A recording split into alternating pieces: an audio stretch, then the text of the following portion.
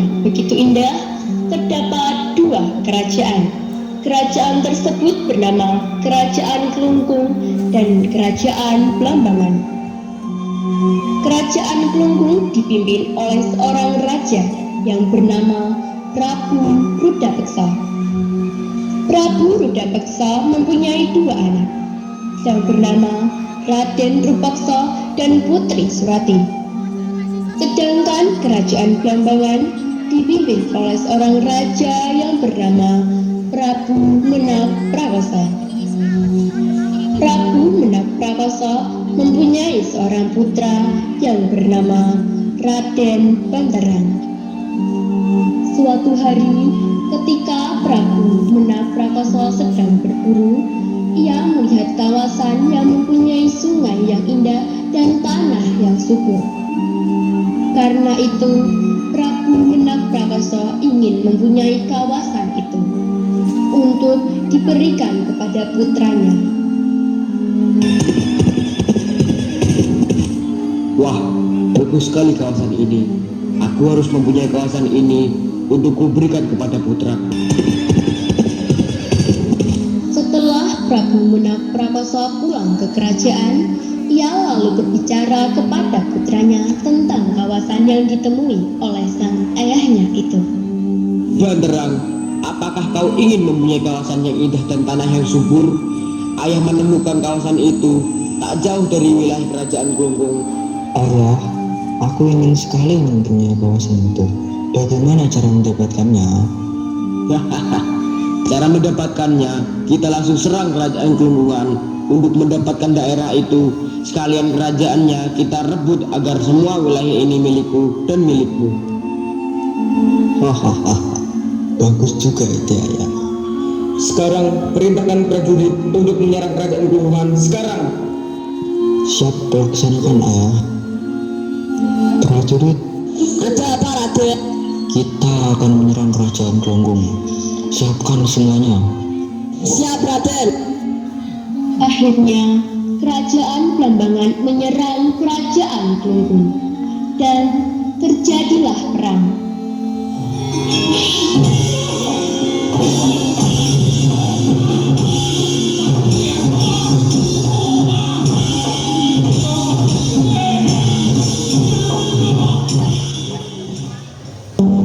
Setelah berhari-hari berperang, Kerajaan Kelungkung mengalami kekalahan dikarenakan raja dari Kerajaan Kelungkung dibunuh oleh Prabu Menak Prakasa. Setelah mendengar bahwa ayahnya telah dibunuh, Raden Rupaksa menyuruh adiknya Putri Surati untuk kabur dari wilayah Kelungkungan. Tetapi Surati menolak. Akhirnya Raden Rupaksa menarik paksa Putri Surati untuk melarikan diri ke wilayah yang aman. Surati, ayo ikut aku. Cari tempat yang aman dari sini. Atau tidak, kita juga akan dibunuh. Tidak mau, aku akan tetap berada di sini. Surati, jangan keras kepala. Setelah kerajaan Kelungkung tunduk, Prabu Menak Prakasa memerintahkan putranya, Raden Banterang, sementara waktu untuk memimpin Blambangan. Karena sang Prabu akan tinggal di Kelungkung untuk beberapa saat. Raden, pimpinlah kerajaan Blambangan sementara. Ayah akan tinggal di Kelungkungan untuk beberapa saat. Baik, ayah. Raden Banterang sangat menyukai Kijang. Suatu hari, berangkatlah dia menuju hutan dengan ditemani pengawal. Setibanya di hutan, nampak seekor kijang yang sedang mencari makan. Mengetahui sedang diburu, kijang itu langsung melesat berlari ke dalam hutan. Melihat itu pun, Raden Banterang dengan siap mengejarnya. Tanpa disadari, dia telah terpisah dengan pengawal dan akhirnya tersesat. Di mana kedua pengawalmu? Dia pun berhenti sejenak untuk beristirahat di tepi telaga. Sementara itu, di dalam sebuah hutan, saat Raden Rupaksa Bokso dan Putri Surati berlari menuju tempat yang aman. Tiba-tiba Raden Bokso memberhentikan Surati di tengah-tengah hutan itu. Surati, kau di sini saja. Aku mau kembali ke kerajaan. Tapi kakak, tanpa sebesar kata pun, Raden Bokso pergi meninggalkan Surati begitu saja. Putri Surati pun menahan tangisnya. Ia lalu berjalan ke arah telaga yang ia lihat dari jauh sana. Dikala Raden Banterang menikmati istirahatnya, tiba-tiba muncul seorang gadis cantik dari balik pohon. Tertegun akan kecantikannya, Raden Banterang berkenalan dengan gadis tersebut. Siapa namamu? Aku Surati. Perkenalkan, aku Raden Banterang. Ngomong-ngomong, dari mana kamu dan siapa orang tuamu? Aku, gadis itu bernama Surati. Akan tetapi dia enggan menjelaskan berasal dari mana dan siapa orang tuanya. Karena Surati curiga pada Raden Banterang yang menggunakan pakaian bangsawan. Karena Raden Banterang kehilangan jejak pengawalnya, akhirnya mereka berdua tinggal di hutan tersebut. Setelah beberapa hari tinggal di tempat itu, tumbuh rasa cinta di antara keduanya. Surati, mari ikut bersamaku di kerajaanku. Di sana, kamu bakal tidur dengan layak. Tetapi aku bukan siapa-siapamu, Raden. Aku cuma orang asing yang kamu temukan. Menikahlah denganku, Surati.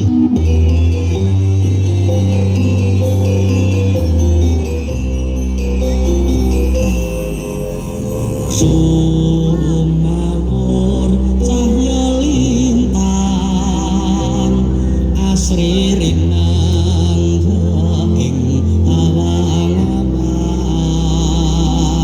hanya seni rasa panik hati namun sira juwita kang tak tresnani.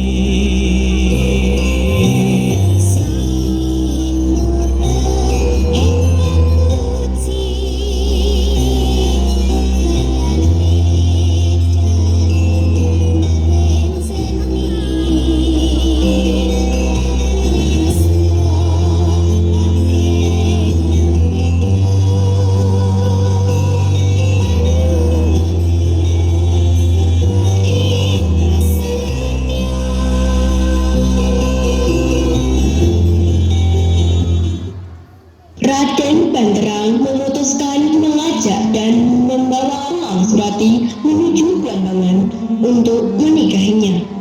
Setelah kepulangan Raden Banterang ke kerajaan, Raden Banterang pun menemui ayahnya untuk meminta restu kepada sang ayah. Izinkanlah aku menikahi Surati. Aku mencintainya. Apa? Kamu menikahi wanita yang asal-usulnya tidak jelas? Iya, ayah. Aku bersedia menikahi Surati. Mau dari manapun asal-usulnya, aku siap menerima Surati, ayah. Baiklah, kalau itu keputusanmu. Terima kasih, ayah. Beberapa hari setelah itu, kerajaan menggelar pernikahan untuk keduanya. Seluruh rakyat menyambutnya dengan sukacita.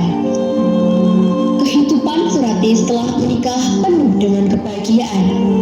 Sikapnya yang ramah membuat rakyat Blambangan menyukainya. Ketika Surati asik berbincang dengan seorang penjual, seseorang memanggil namanya. Surati, Surati. Siapakah engkau? Kau tidak mengenaliku? Kakak Rupaksa? Syukurlah kakak selamat. Iya, aku selamat. Ku dengar kau telah menikah. Dari raut wajahmu kau sungguh bahagia. Apa kau sudah tahu siapa orang yang telah menewaskan ayah kita? Iya, aku tahu. Semudah itu kau menjawab. Padahal rasa sombongan yang melakukannya. Kau malah hidup bahagia dengan anaknya.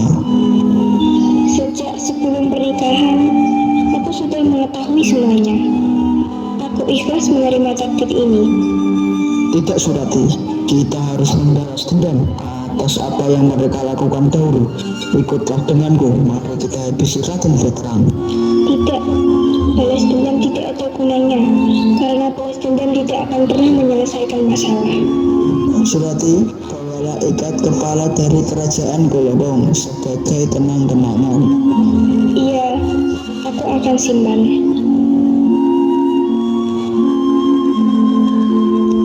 Di tengah hutan belantara, Raden Banterang beristirahat di sela berburu. Dia merasakan seperti ada seseorang yang mengikutinya. Mengetahui itu, Raden Banterang mencoba menangkap serta bertanya tujuan orang asing itu. Maaf Raden atas kelancaran Anda. Anda ingin memberitahu jika istri Raden telah berselingkuh. Jaga mulutmu itu. Surati adalah wanita baik-baik, tidak mungkin berbuat seperti itu di belakangku. Saya berani bersumpah, istri Raden beberapa kali bertemu dengan seorang pemuda. Saya melihatnya dengan mata kepala saya sendiri. Saya mendengar percakapan mereka. Dari percakapan itu tergambar jelas mereka saling menyukai. Pemuda itu memberikan ikat kepalanya sebagai bukti cintanya kepada istri Raden. Saya pun mendengar kalau ikat kepala itu disimpan di bawah bantal. Raden bisa melihatnya nanti sendiri. Tidak mungkin memfitnah istriku. Jika itu semua tidak terbukti, maka akan aku bunuh kau. Silakan cari dan hukum saya Raden. Akan tetapi ada yang lebih gawat. Mereka berdua juga merencanakan pembalasan dendam. Asal Raden tahu, istri Raden adalah putri dari kerajaan Golonggong yang dulu kalah perang. Mustahil. Sungguh saya tidak berbohong Raden. Ikat kepala yang disimpan itu adalah lambang dari kerajaan Golonggong. Sambil menahan emosi, Raden Banterang bergegas pulang untuk menemui Surati. Dia ingin segera membuktikan semuanya, dan pemuda lusuh itu pun dibiarkan pergi. Surati, di mana kamu? Ada apa Raden? Saya di sini. Dasar wanita murahan. Raden, ada apa Raden? Ini apa? Raden, saya bisa jelaskan Raden. Ini tidak seperti Raden pikirkan. Berisik. Ikut aku sekarang. Putri Surati pun dibawa oleh Raden Banterang ke sebuah telaga yang menjadi tempat pertemuan pertama kali mereka. Dengarkan dulu Raden. Aku tidak perlu penjelasanmu, wahai wanita murahan. Raden, aku tidak mau mati di tanganmu. Aku bersedia menyerahkan jiwa ini agar tanganmu tak berlumur dosa, Raden. Dengarkan permintaanku untuk terakhir kalinya. Apa permintaanmu? Aku sendiri yang akan masuk ke telaga ini. Jika aku mati dan air telaga berubah menjadi keruh serta berbau busuk, maka engkau benar. Tapi jika air berubah menjadi jernih, berbau wangi, maka akulah yang benar. Putri Surati pun menjeburkan dirinya ke dalam telaga. Dia tersadar dan ingin melarang Surati. Akan tetapi semua sudah terlambat. Sang istri telah tenggelam ke dasar telaga. Seketika ia pun terdiam. Air telaga menjadi sangat jernih dan perlahan tercium semerbak harum. Kini Raden pun merasa sangat menyesal karena perbuatannya itu.